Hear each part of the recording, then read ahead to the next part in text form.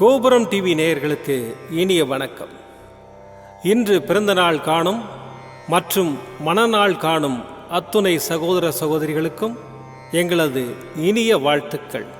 பாபாவின் ஆசிகளோடு பல்லாண்டு காலம் நீங்கள் எல்லா வளங்களும் செல்வங்களும் பெற்று நலமுடன் வாழ வாழ்த்துகிறோம். பாபா அழைக்கிறார்.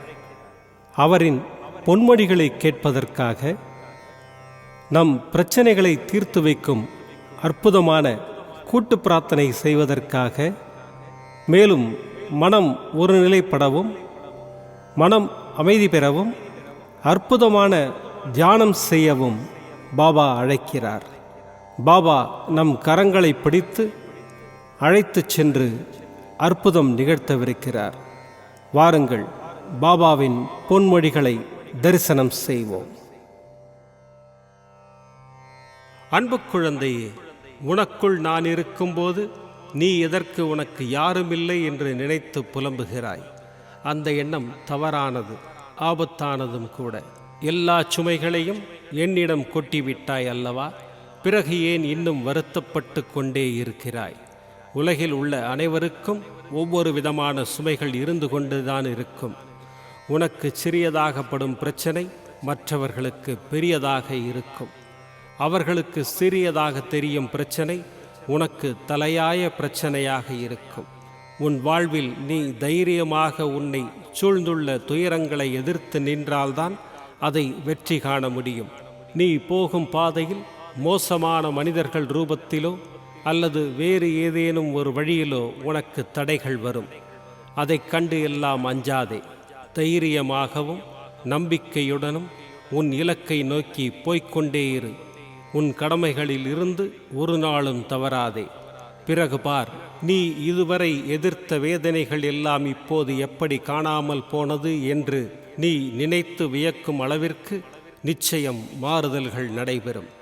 நம்பிக்கையோடு நான் கூறும் வார்த்தைகளை பின்பற்று. நீ எதையெல்லாம் இழந்தாயோ நான் அதைவிட அதிகமாக உன்னை வந்து சேரும்படி செய்வேன். எல்லாம் தெளிவு பெற்று நீ வாழ்வில் முன்னோக்கி மகிழ்ச்சியாய் செல்லும் காலம் வந்துவிட்டது. இது உன் சாயப்பாவின் சத்திய வாக்கு. நான் பார்த்து கொள்கிறேன். நீ வெற்றியின் உச்சத்தை நிச்சயம் அடைவாய். எதற்கும் கலங்காதே. உன் அப்பா சாயிருக்கிறேன். ஓம் சாய்ராம். பாபாவின் அற்புதமான பொன்மொழிகளை தரிசனம் செய்தோம். அடுத்த நிகழ்வு கூட்டு பிரார்த்தனை. நம் மனநலன் சார்ந்த பிரச்சனைகளுக்காகவும் உடல் நலன் சார்ந்த பிரச்சனைகளுக்காகவும் மற்றும் நம் அனைத்து விதமான பிரச்சனைகளுக்காகவும் சாய்நாதரிடம் கூட்டு பிரார்த்தனை செய்வோம். வாருங்கள், இந்த அற்புதமான கூட்டு பிரார்த்தனையை செய்வோம். பிரார்த்தனாஷ்டகம். 8 பிரார்த்தனைகள்.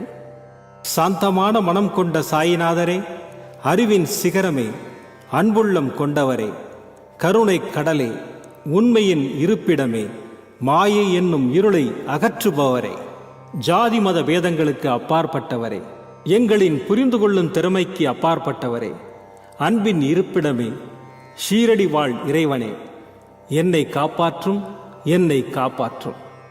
ஞான சூரியனே, ஞானத்தை வழங்குபவரே, பக்தர்களின் மனங்களில் உலவிடும் பரமஹம்சரே, அனைத்து நன்மைகளுக்கும் காரணமானவரே, தங்களை சரணடைந்தவரை காப்பவரே, படைக்கும் தொழில் புரியும் பிரம்மாவும் காக்கும் கடவுளான விஷ்ணுவும் நீங்களே.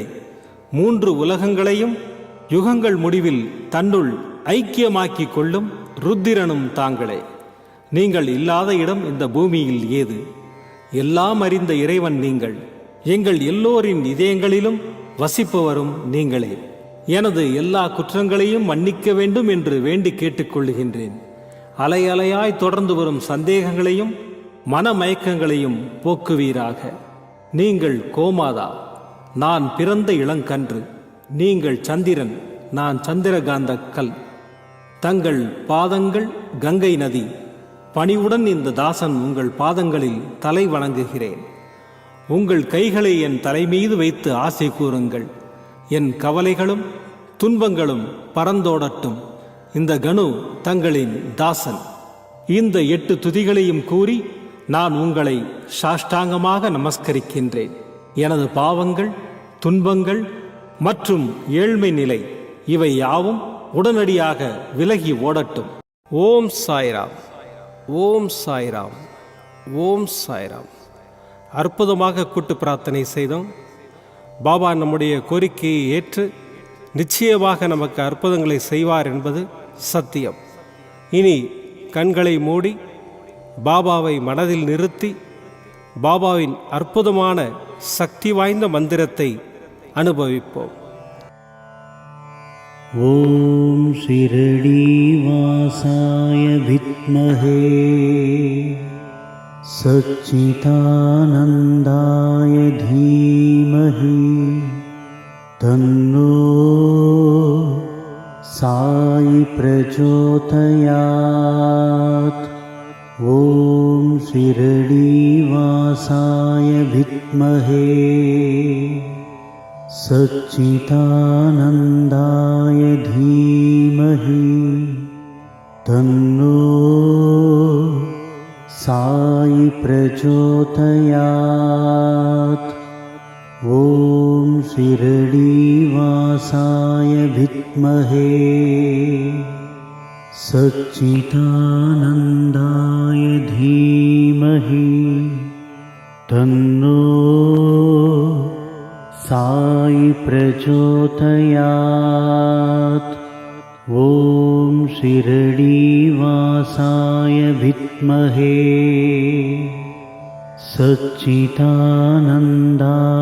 தீமஹி தன்னோ சாயி பிரச்சோதயாத். ஓம் ஷிரடி வாசாய வித்மஹே சச்சிதானந்தாய தீமஹி தன்னோ சாயி பிரச்சோதயாத். ஓம் ஷிரடி வாசாய வித்மஹே சச்சிதானந்தாய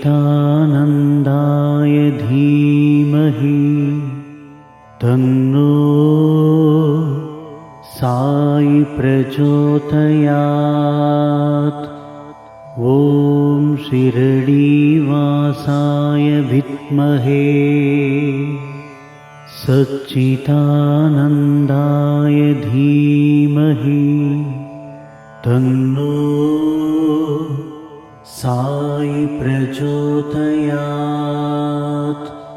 ஓம் ஷிரடி வாசாய வித்மஹே சச்சிதானந்தாய தீமஹி தன்னோ சாயி பிரச்சோதயாத். ஓம் ஷிரடி வாசாய வித்மஹே சச்சிதானந்தாய தீமஹி தன்னோ சாயி பிரச்சோதயாத். ஓம் ஷிரடி வாசாய வித்மஹே சச்சிதானந்தாய தீமஹி தன்னோ சாயி பிரச்சோதயாத். ஓம் ஷிரடி வாசாய வித்மஹே சச்சிதானந்தாய தீமஹி தன்னோ சாயி பிரச்சோதயாத். ஓம் ஷிரடி வாசாய வித்மஹே சச்சிதானந்தாய தீமஹி தன்னோ சாயி பிரச்சோதயாத். ஓம் ஷிரடி வாசாய வித்மஹே சச்சிதானந்தாய தீமஹி தன்னோ சாயி பிரச்சோதயாத். ॐ शिरडीवासाय विद्महे सच्चिदानन्दाय धीमहि तन्नो साई प्रचोदयात्। ॐ शिरडीवासाय विद्महे सच्चिदानन्दाय धीमहि तन्नो साई प्रचोदयात्। ॐ शिरडीवासाय विद्महे सच्चिदानन्दाय धीमहि तन्नो साई प्रचोदयात्। ॐ शिरडीवासाय विद्महे सच्चिदानन्दाय धीमहि तन्नो साई प्रचोदयात्। ॐ शिरडीवासाय विद्महे सच्चिदानन्दाय धीमहि तन्नो साई प्रचोदयात्। ॐ शिरडीवासाय विद्महे सच्चिदानन्दाय धीमहि तन्नो साई प्रचोदयात्। ॐ शिरडीवासाय विद्महे सच्चिदानन्दाय धीमहि तन्नो साई प्रचोदयात्। ॐ शिरडीवासाय विद्महे सच्चिदानन्दाय धीमहि तन्नो साई प्रचोदयात्। ॐ शिरडीवासाय विद्महे सच्चिदानन्दाय धीमहि तन्नो साई प्रचोदयात्। ॐ शिरडीवासाय विद्महे सच्चिदानन्दाय धीमहि तन्नो साई प्रचोदयात्। ॐ शिरडीवासाय विद्महे सच्चिदानन्दाय धीमहि तन्नो साई प्रचोदयात्। ॐ शिरडीवासाय विद्महे सच्चिदानन्दाय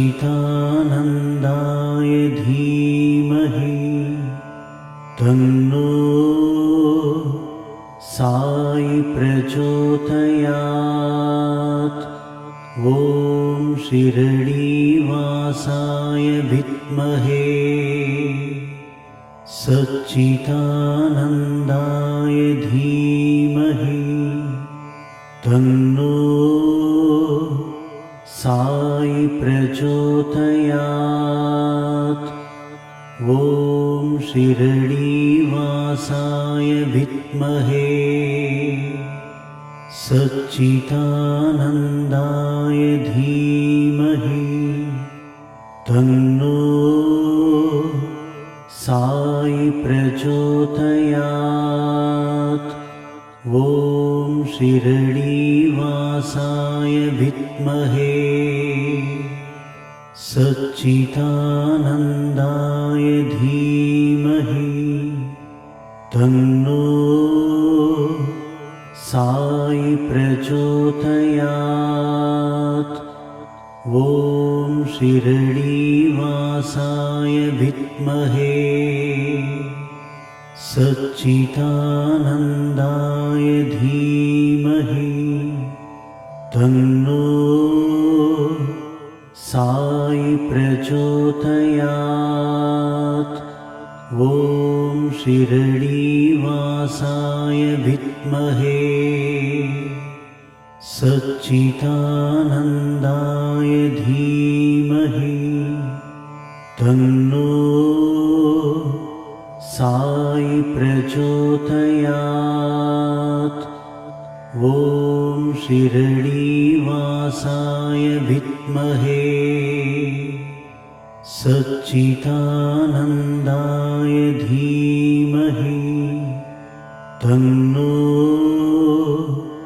साई प्रचोदयात्।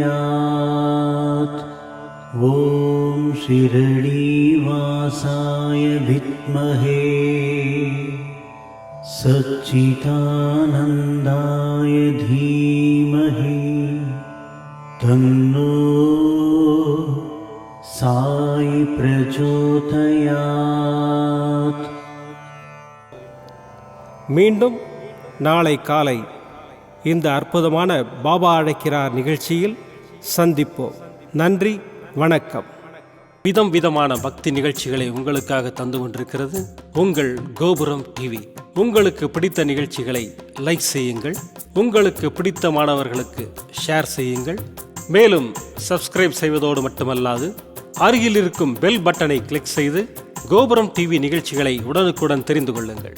மற்றும் ஒரு மகிழ்ச்சியான செய்தி, கோபுரம் டிவி ஆப்பை கூகுள் பிளே ஸ்டோரில் ஃப்ரீ டவுன்லோட் செய்து கோபுரம் டிவி நிகழ்ச்சிகளை தொடர்ந்து கண்டுகளியுங்கள். பாருங்கள், ரசியுங்கள், பரவசமடையுங்கள்.